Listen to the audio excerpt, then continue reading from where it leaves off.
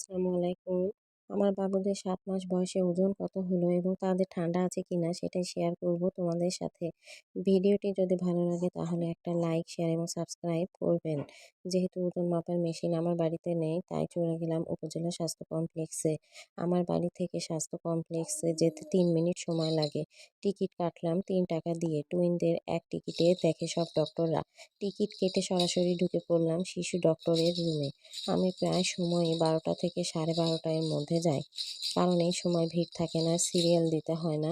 আর তাছাড়া ডক্টরের সাথে আমার ভালো আন্তরিকতা আছে। সেই সুবাদে আমার ঝামেলাও হয় না। তাছাড়া আমি বাবুদের যে শিশু বিশেষজ্ঞকে দেখাই, উনি ঢাকা থেকে আসে। প্রতি শুক্রবারে রোগী দেখে। যেহেতু আমার বাবুর তেমন কোনো সমস্যা নেই, তাই স্বাস্থ্য কমপ্লেক্সে এসেছি। এখানকার শিশুর ডক্টরও ভালো ওষুধ দেয়। ২ বাবু থাকাতে ভিডিও করতে খুবই কষ্ট হয়েছে আজকে। বড় ছেলে তো ওজন মাপার মেশিনে উঠে খুব নড়াচড়া করছিল, তাই ওজন মাপতে খুব ঝামেলা হচ্ছিল। তারপরও বড়টার ওজন হলো ৭ কেজি ৬০০ গ্রাম এবং ছোটটার ওজন হলো ৮ কেজি সামথিং। আর জন্ম থেকেই দুজন ৪০০ গ্রাম কম বেশি।